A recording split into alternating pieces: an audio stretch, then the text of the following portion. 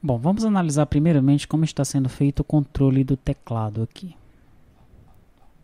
Estou na janela do caixa e aqui no construtor estou fazendo o seguinte, olha.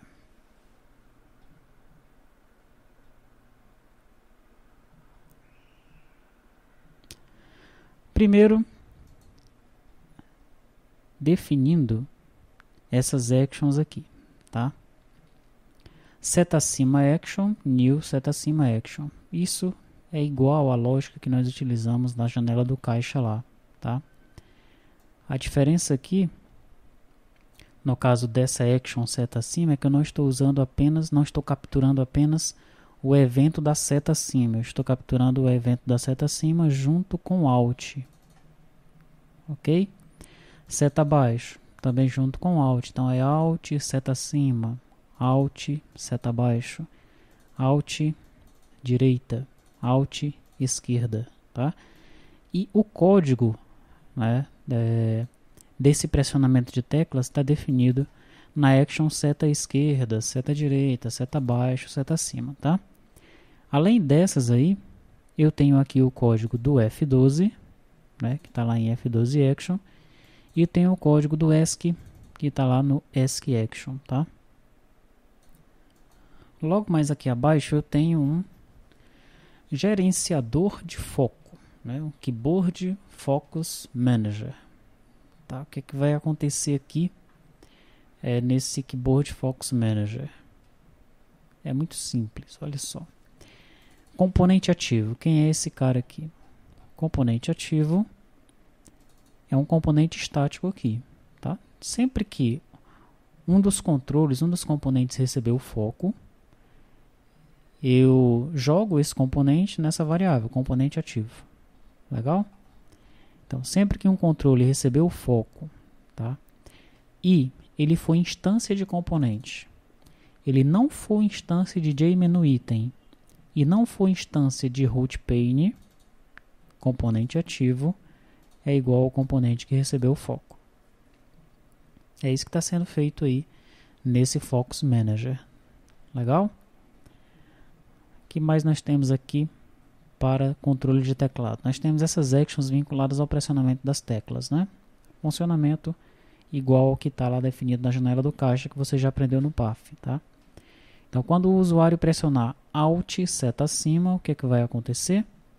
Se o componente for bobina, então eu vou setar a localização do panel bobina. Como assim? Como assim, né? Olha só, bobina. Ele é um JList que está dentro de um JScrewPane, tá? Então, se eu deixar o usuário ele movimentar apenas o bobina, o JScrewPane vai continuar no lugar dele, né? Ele vai movimentar só a parte de dentro, mas a parte de fora vai continuar parada. Vai ficar estranho e não vai funcionar. Então, o que é que eu estou fazendo aqui? Ó?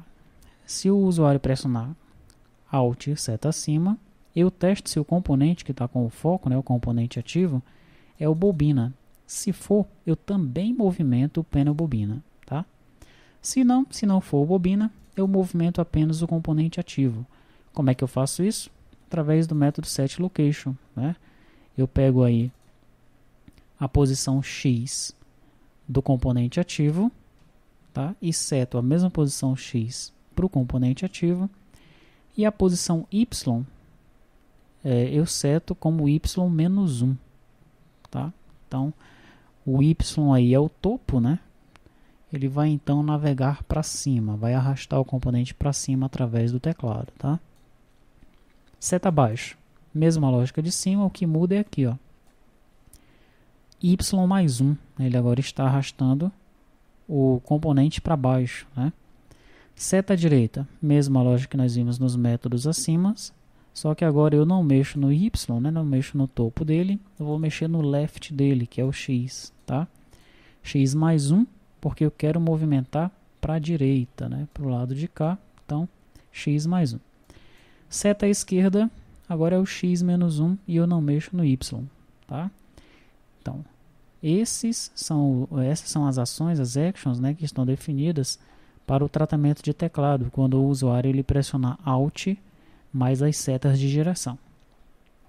Se o usuário pressionar F12, se ele pressionar F12, eu vou jogar uma mensagem para ele com as opções sim e não, perguntando se ele quer salvar as alterações antes de fechar a janela.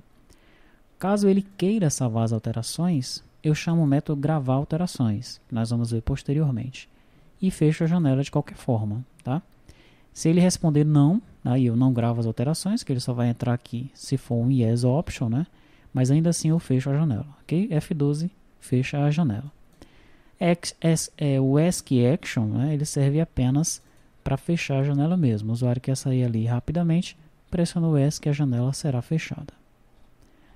Legal? Então esses são os nossos eventos de controle do teclado, né? Na próxima aula nós vamos analisar aí quais são os eventos para o controle do mouse.